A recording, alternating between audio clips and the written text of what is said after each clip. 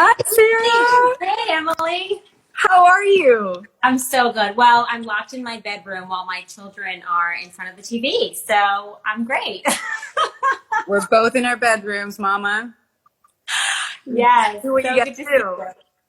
you. Yes, I know. So good to see you. I'm so excited about this. We got so many amazing questions. Yeah. Oh, yes. Our community has sent in some awesome, awesome questions, and we are so excited to have you with us today because this is such an important topic, and Thank you. we're going to get into it. But for those of you who don't know Sarah, here's Sarah Reardon, also known as the Vagina Whisperer. You are a board certified pelvic health physical therapist and mama in New Orleans. Yes. And we're talking to you today about the topic of the pelvic floor and pelvic health, which is a topic that, unless you're that you talk about much. Yeah. And it's such an important area of the body that affects our entire health and well-being for all humans, but especially for pregnant mamas and mamas who have been pregnant and have given birth. And for me personally, I didn't know much at all about the pelvic floor or my pelvic floor or exactly where it was or what function it had until I got pregnant for the first time. That's pretty cool. Yeah. And I think that's the case for a lot of women. And my midwife was really the first one who broke it down for me. And I was shocked that I didn't know more about this incredible part of my body and the functions that it has. So that's what we're going to dive into today, which I'm super excited about. And somebody just asked if we can turn off the comments. Yes. Thank you for reminding me. We're turning those off so that we can see your face. But if you guys have questions, you can leave them in the question box. And we also have a lot of great questions to get into that I already have on my paper here that you guys sent in prior to this. And I'm so happy to see you guys on here because this is the good stuff. So first of all, what made you decide to start in this journey? Why do you do what you do? Yeah, so I went to physical therapy school, like just traditional training, undergraduate and then postgraduate school. And I thought I was going to be a trainer for the New Orleans Saints. I was a runner and I wasn't into yoga yet. And I just loved being really active. But I think that there's something that as a woman, I was drawn to of, I kind of just want to understand this part of my body a little bit more. I didn't have any challenges. I just was like, oh, this is interesting. And so I did a residency rotation for a few months in Ann Arbor, Michigan, which just was an amazing opportunity to go to a really cool college town and, spend some time there. And I started doing women's health. And it's pelvic health. So I started seeing men and women together. And it was everything from peeing problems to pooping problems to pregnancy and birth and menopause. And I was just like, why isn't anyone teaching us about this? I mean, I just 3 years learning about our body and I got maybe this much on the pelvic floor. So I just loved working with the patients. I thought it was really amazing to help people with something they didn't know there was help for. And that just really impacts their life. We're all kind of walking around with these kind of secret problems that we don't talk about, but they're just really impacting our lives. So I've been doing it for 13 years. I love it. I mean, working with a vagina is like working with a foot. It's like just another part of the body. So for me, A very important part of the body. yeah, it's a very important, and that's the thing. It's a really important part of the body. Yeah. And just like you, I mean, I, had two births. I had two pregnancies, and I was like, thank goodness I know all of this information. But what about everyone who doesn't? And that's really how I started the Instagram account. Was like, I just think everybody needs to know this, and we're not getting it from anywhere else. Yeah, I mean, based on some of the questions that we got, it seems like there are a lot of mamas that first really hear about their pelvic floor in the middle of delivery when they're like, oh, it's too strong, or it's too this, or it's not enough of this. And they're just like, what could I have done differently? But you're already delivering your baby. Yeah. So what do you do? So let's just start with really simple. What is it? And where is it? Perfect. Let's just So break that down first. I've got my trusty pelvic model here Yes, for everyone to there see. she is. Yeah, there she is. And I think this is really helpful because we just realize that these are muscles and tissues like any other part of our body. So Right. this is your pelvis. I'm going to hold it up so that you guys can see. And this is the front part, the pubic bone, and then the back part, the sacrum and tailbone. So kind of like we're sitting, your pelvis sits just like this. But at the base of your pelvis is a ring of bones. And these, a basket of muscles. And these muscles really are like a hammock and they support your pelvic organs. So your bladder, which holds urine, your rectum, which holds poop, your uterus, which holds a growing baby, all rest inside of here, and they're supported throughout the day. And then you also have these sphincters externally. So you've got the clitoris here, urethral opening where urine exits, vaginal opening for vaginal intercourse and vaginal birth, and then the anal opening. So these external structures help hold in pee and poop so we don't leak throughout the day. And then during birth, you want to relax these muscles to allow a baby to exit the birth canal. So again, super important functions, but we often don't know what they do or what they don't do until they're not working for us. So maybe in the midst of birth, they're like, you need a push, and people don't know how to relax these muscles well, or the muscles are too tight and they're kind of not getting out of the way, for a baby to exit. So that's really where we see some problems come up during birth, and then also postpartum. I'm going to show this as well. This is what we call the perineum, and this is the area between the vaginal opening and the anal opening. And that's typically the area where a perineal tear and episiotomy will happen. So common, very common, but again, something that we're just not educated on. It may happen. How do I, heal afterwards? All that stuff. Yeah. And there's so much we can do. That's a positive part. There's so much that we can do prior and after birth. And also if you're not a mama or pregnant or want to be pregnant, there's so much we can do just for, pelvic health. Totally. Because we all need it and we all deserve it. Which we will get into, but I want to make sure that we touch on the fact that it is hard to talk about, which is why a lot of people don't mention it. If they have a problem, they're not sure who they should talk to. They're not sure why they're having these symptoms. And it can be embarrassing because we're talking leakage and all sorts of things. Yeah. And it's just something that a lot of people keep to themselves, and maybe they think it's normal or they just don't want to deal with it, and then it goes untreated. Yep. Let's talk a little bit about that, because I know that you've mentioned and you're kind of passionate about starting that conversation early in life with our children so that they know what this is and what can happen and what can help. Would you mind? Absolutely. Explaining that? And this is something that I'm growing into as a woman and as a mother. Like, how do we educate the next generation? And I think that a lot of this is we just have to start talking about it. And these aren't going to be comfortable conversations.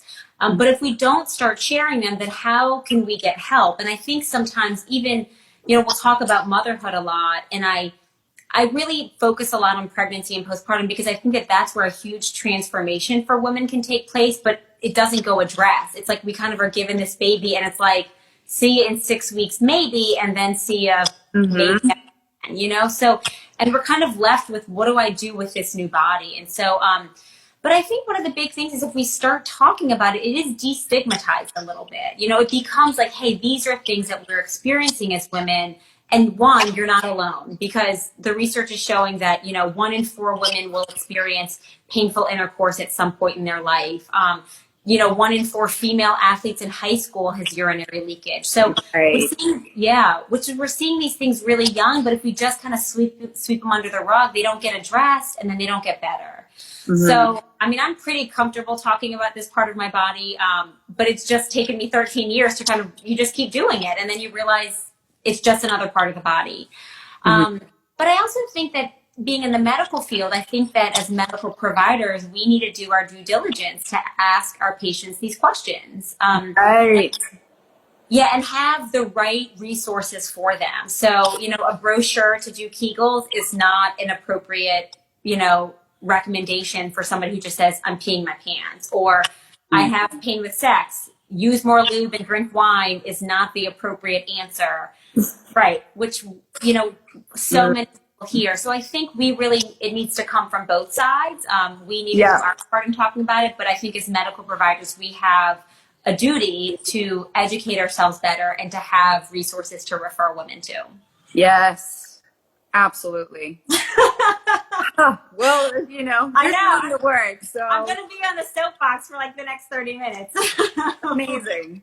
So how do you know if you have a problem that is related to the public floor? That's hilarious. To the public floor. It doesn't have to be a public thing, although it's good to talk about it. And what do we do about it? Right. So I think that I always think it's really important to educate ourselves on what's normal so we know what's not normal.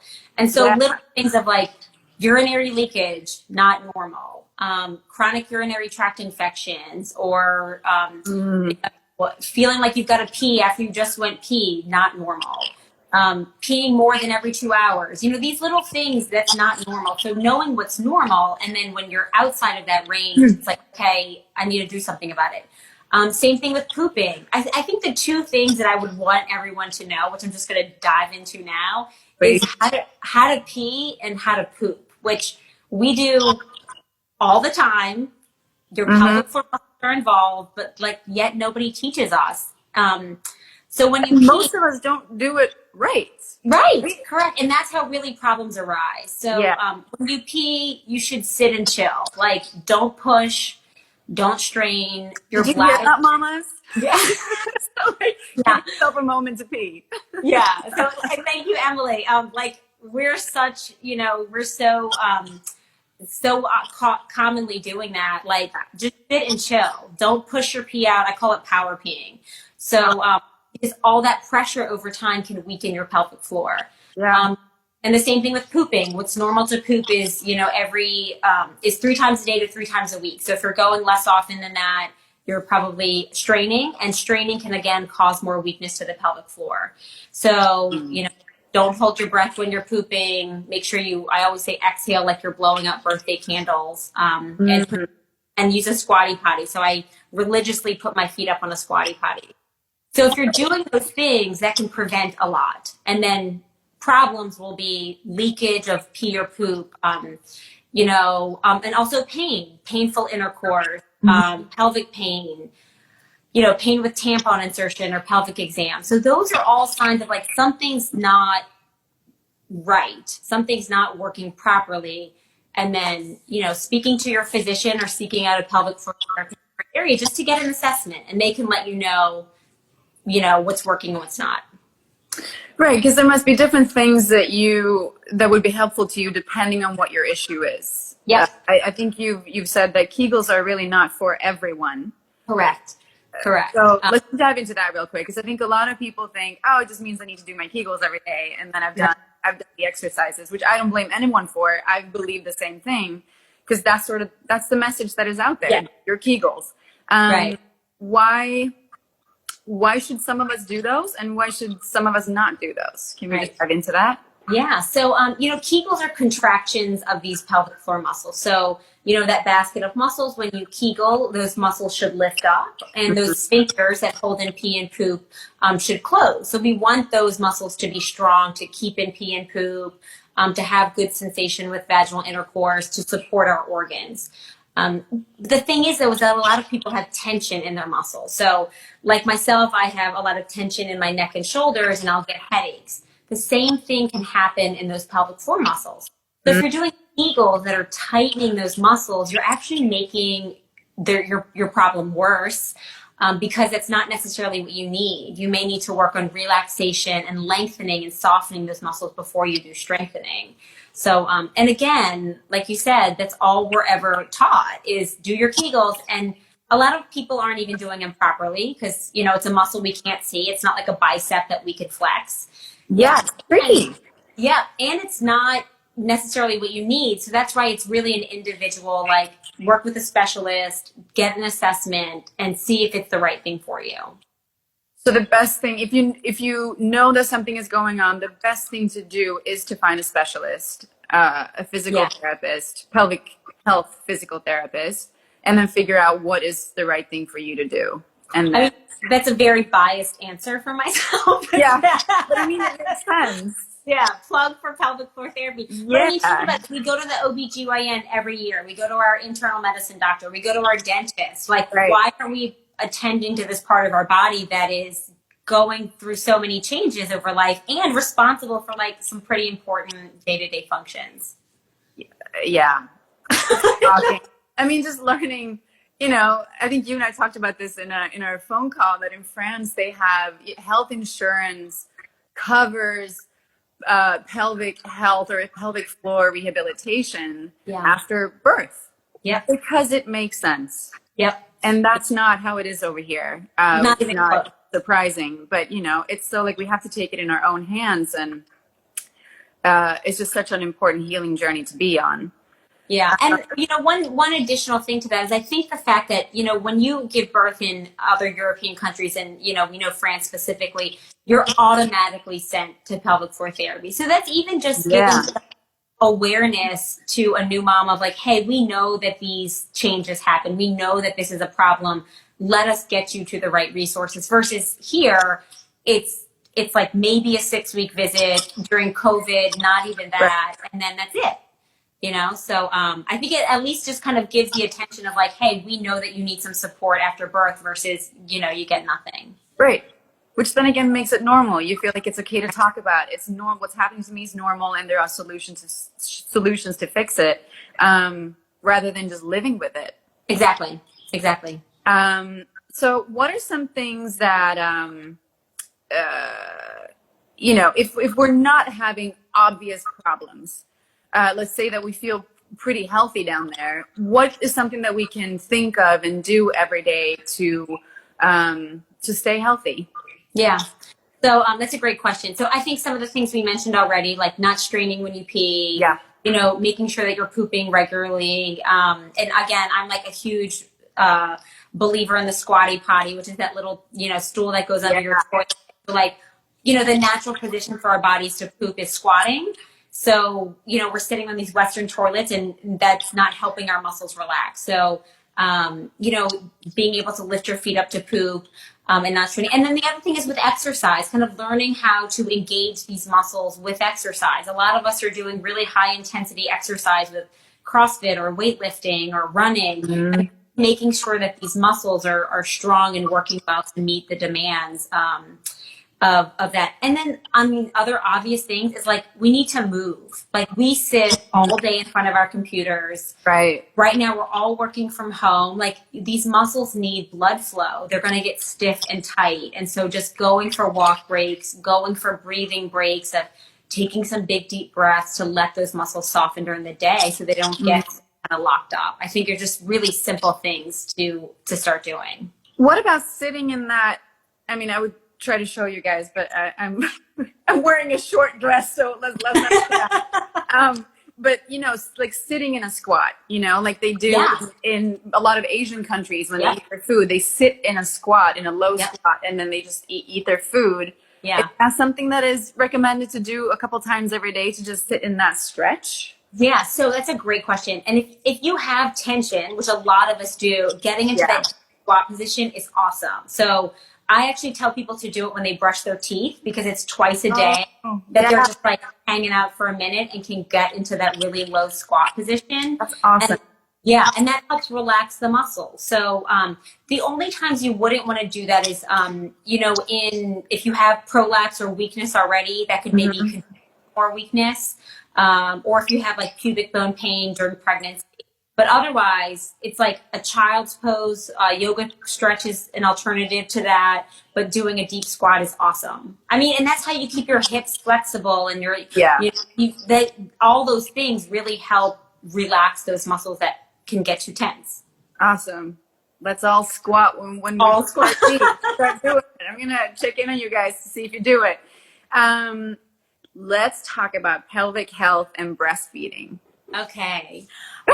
Which people don't even know is a thing, like it's related. And so I mean, you're in this space. And so, again, breastfeeding is something we just don't talk about enough. I mean, it's not as intuitive as you would think. It's not as socially acceptable as you would think. And I really struggled with this. I think I was so focused on my birth and my pelvic floor. Obviously, I just didn't really even think to educate myself on breastfeeding. But some of the things that we see with breastfeeding is, I'm going to get a little nerdy on y'all right now, but when you are breastfeeding, your estrogen levels are lower. So if you've ever given birth, you know, like a couple days afterwards, you're like chills and sweats and shivering, and like it feels like you're going through menopause because your estrogen levels are plummeting. And that's to help your prolactin levels, your hormone levels increase, which is what helps breast milk production. And that's why you don't get your period for a period, you know, an extended period of time is when you're breastfeeding or lactating. So when your estrogen levels are low, it causes your vaginal tissues to get thin, drier, maybe more fragile. And so with, you know, thinner, drier vulvar vaginal tissues, it can cause a lot of dryness. So, which can cause itching, irritation, and discomfort with intercourse. So, you know, when we see our medical providers at 6 weeks postpartum and they're like, thumbs up, you know, go back to sex, and there's like not a lot of education on how to do that, you may feel a lot of dryness. So one of the things I recommend is to proactively use a water-soluble lubricant. I like water-soluble lubricants because they just absorb into the tissues. They don't like hang out and potentially harbor bacteria. But I always say if it like glitters, sparkles, smells, don't put it on your vagina. Like just good old keep that away. lube. Right.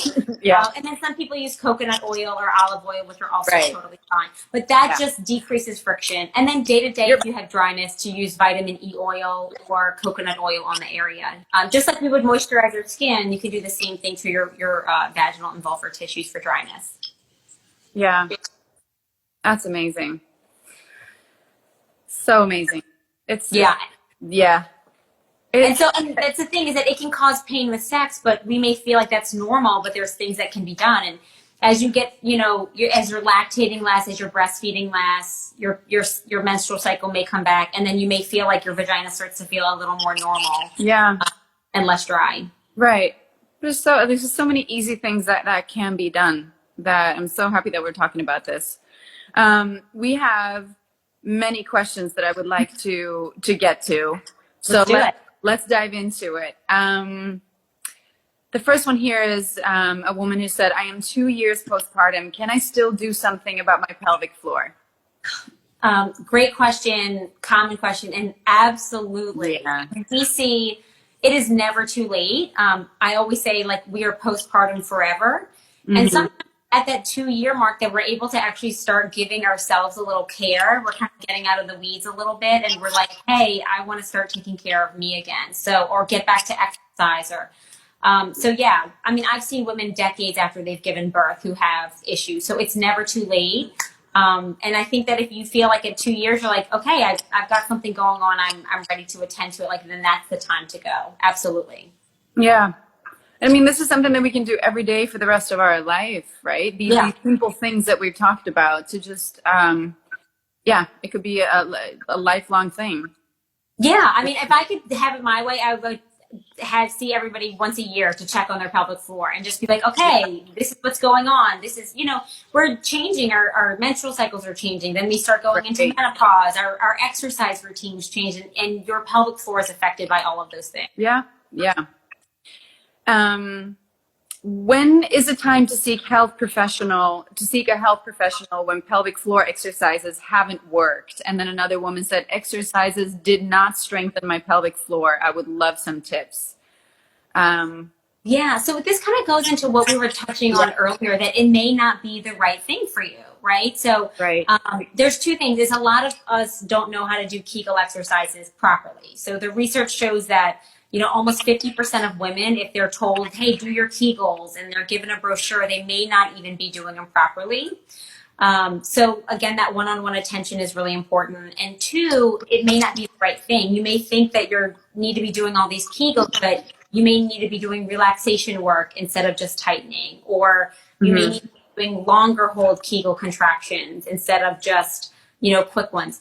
And the other thing is, you know, we have to train ourselves to use this muscle when we need it. So you may be doing like Kegels in the carpool lane all day and be like, I'm doing my Kegels, but that's probably not when you're leaking urine or experiencing pressure or heaviness. So you've got to train the muscles to work in the movements and the exercises that you actually experience problems. Mm. You know what? I actually found it hard after birth to even get it right. I remember thinking like, am I doing it right? It feels like I'm doing nothing. Right. To like do those Kegels, if anything is actually happening down there because I can't feel much. So Yeah. how do you know? How do you know if you're doing it right? And of course, this might be something that you want to bring up with your health professional. But right. Can we just quickly talk about what a Yeah. correct Kegel is? Right. So, and then it's total after giving birth, Emily. It's like radio silence down there. Like, these muscles have been radio silence. radio silence. I'm like, I know where those muscles are, and I'm like, I got nothing, And so that's they've been lengthened over pregnancy. They've been lengthened over birth. Maybe head of hair, like totally not unusual. Yeah. So a couple ways that you can tell, and some of them are a little less invasive than others, but. One way is that because these muscles hold in urine, when you are peeing on the toilet, you can try to stop your stream. Mm-hmm. That's a Kegel contraction. Now, I don't want everyone doing Kegels while they're peeing because your muscles need to be relaxed while you're peeing.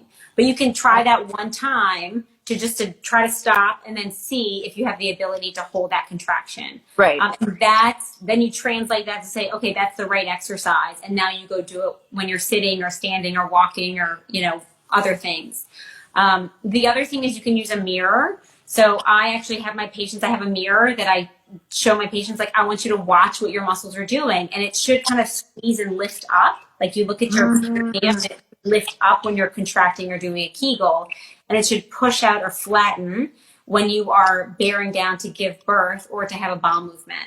And that's actually how I teach women to push properly, which is the opposite of a Kegel, pushing, to push when they're giving birth, because nobody teaches us that. So it's the opposite of a Kegel. So I can teach them how to use a mirror to kind of push, but then also do a contraction so that after giving birth, they know how to contract and kind of pull those muscles up. Right. Oh, that's great. That's so great. Somebody else said, queefing, how to fix it. How do I fix it? So maybe we should just say what queefing is. I'm assuming everybody knows, but queefing is like vaginal farts. So it is common postpartum. Yeah. And what happens is air gets trapped in the vagina, and when you move into a certain position, the air gets released. So it's like a vagina fart. It happens often during yoga, sometimes after intercourse. And so one of the signs you can hear it too, which is what makes it. Yeah, it's like a fart. It's like you can totally hear it. And that, really limits a lot of women because they don't want to go to yoga anymore because you can, it's an audible sound and it can be quite embarrassing. Right. So, I think some of the things, it's a sign that the muscles can be weak. So it's a sign that there is some tissue laxity and weakness. So teaching people how to do that proper contraction, going into the movement and going out of the movement so that air doesn't get trapped in there. Mm-hmm.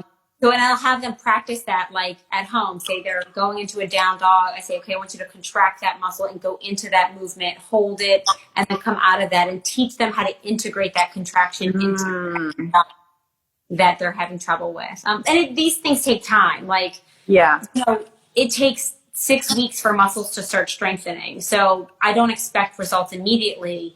But I teach people to start incorporating that contraction. So as the muscle gets stronger, it'll start to be more effective. Right. Let's see. I think we already covered this. I want to read it anyway. One woman here said at delivery or during delivery, my doctor said my pelvic floor was too strong. I did not do exercises. So what could I have done differently? And that's one of those upsetting things again that, that's the first time anybody mentioned anything about that to her, that her pelvic floor was too strong in the middle of delivering her baby. Yeah, I mean, and many women don't do exercises. Like that's not why we're attending. Because I know I have a lot of tension down there as well. And it's not because we do the exercises. It's just how we're wired. Yeah, it is. And just like for me, like I said, my tension is up here and I have Yeah. to get acupuncture and do yoga and all those things to help relieve that tension. And I think, what's really unfortunate about that is one, we're in such a vulnerable state when we are giving birth. And Yeah. it's confusing and it's exhausting and it's scary. And I think to kind of put that on a birthing person at that time is unfortunate from a medical provider's perspective. I think that, again, that's where it really comes into educating a lot of these medical providers about how can we better facilitate a better experience for birthing persons. And again, the other thing is, we want these muscles to be strong to support, the baby, but we also want to know how to relax them. And so I think when it comes into doing, how do you do it differently? I think that's where really we're seeing a lot of women come into physical therapy to say, hey, I want you to teach me how to relax these muscles, or assess if I have tension in those muscles. How can I relax those muscles going into birth, or do some stretches to help prepare my body? So just being a little, getting some being proactive going into birth. But also I think Important. if labor and delivery nurses and doctors know how to release these muscles, then they can also help the patients during the time. So it's not just on the patients, unfortunately. That is very, very true. This is also a wonderful question. How long after birth is it not okay to still feel pressure down there like you're going to fall out? Yeah. So when they're saying, are you going to fall out? They likely have pressure or heaviness. It feels like their bladder, their rectum kind of laying low, and it starts to kind of droop into the vaginal canal. I would say after 6 weeks, if you feel like you still have some pressure and heaviness there, then I would check in with a pelvic floor therapist and start getting an assessment and start working on those muscles. Again, common things are, it's really, a lot of people are constipated after giving birth. And then we're lifting, these muscles are vulnerable. We're not retraining them because nobody's told us how. And then you're lifting a baby, you're lifting car seats, you're lifting strollers, and all of that puts pressure on your pelvic floor.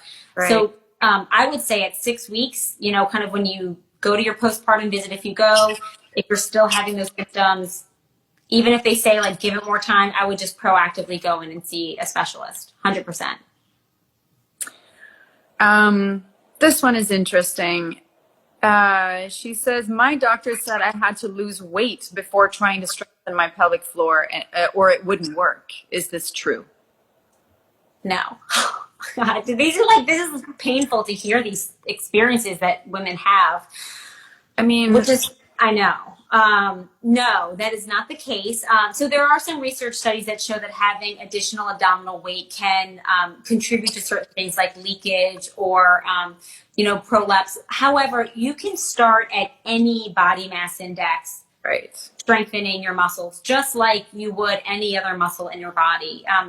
I don't think that that's a fair or appropriate response, and I'm really sorry that someone had to hear that. But no, I see women of all sizes, of all ages. I see people of all genders. We all have pelvic floors. So you can start at any time, and you don't have to wait. I think what I hear a lot from the medical community is like, wait to see if it gets better, or just try this first. I'm like, no, these are our bodies and we want to take care of them. And it takes so much courage for someone to say like, hey, this is going on. Like, let's give them resources instead of just being like, oh, let's come back another time or try this first. I think it's heartbreaking. I know. I hope she's here. I hope she's watching. Me too. But I really appreciate you asking this question if you're here. Thank you for that. Here's a woman who says, my daughter was born 2 years ago. I did pelvic floor physiotherapy. I still lose a tiny bit of urine when I sneeze. Help, she says. Well, one, yay, you did pelvic floor therapy, which is amazing. And so one of the things I teach people is, again, we talked about this, like if you, one, that's a sign that your muscles aren't quite where they need to be. So, after 2 years, a lot's changed. I would even just go back in and be like, hey, I'm still having this problem. 2 is you have to use the muscle when you need it. So do that Kegel contraction before a cough or before a sneeze, because, you need to turn those muscles on to prevent the pressure from the cough or sneeze. So it's not just about doing Kegels. It's about using that muscle when you need it to work. So do the Kegel contraction before coughing or sneezing. And that's for all of us. Like, yes. Yeah. I can I mean, totally relate to that. That was definitely a big issue for me. yep. Which then makes me think, because I think one thing that helped me was I do a lot of words are not coming the rebounder. So the Oh, balancing yeah. um, has been really helpful. I don't know Really? if you talk to patients about that at all. Is that like the little trampoline that you're Not jumping on? trampoline. It's Yeah. called, yeah. The woman that I learned it from, she calls it rebounding. So you just like you bounce on it, and it's supposed to strengthen the pelvic floor. And for me personally, I think it helped.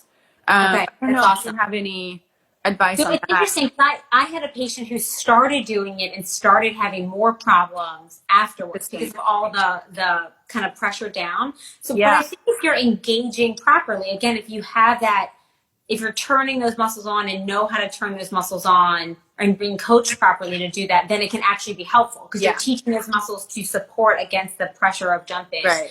But if you're just jumping, like a lot of us can't do jumping jacks or can't run because of all the pressure. Yeah. You've got to train the muscles to lift up. And I'll give everybody like a little backdoor secret. When people do have leakage with jumping and they're working on their pelvic floor, but it's not where it needs to be. I actually tell them to use a tampon while insert a tampon into the vagina, or there are these little supports called poise and preza, but the tampon just gives their vaginal walls a little more support. I think a lot of this is Oh. like, yeah, so it helps, like, so the bladder's not pushing down as much, and the tampon gives Hmm.